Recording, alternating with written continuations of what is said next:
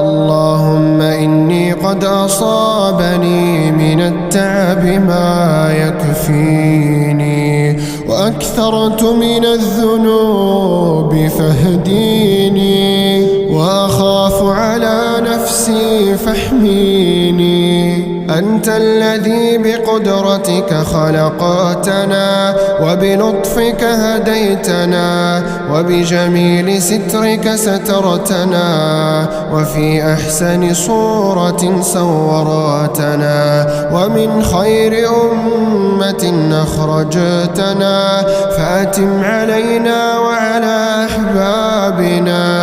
اللهم من اعتز بك فلن يذل، ومن اهتدى بك فلن يضل، ومن استكثر بك فلن يقل، ومن استقوى بك فلن يضع.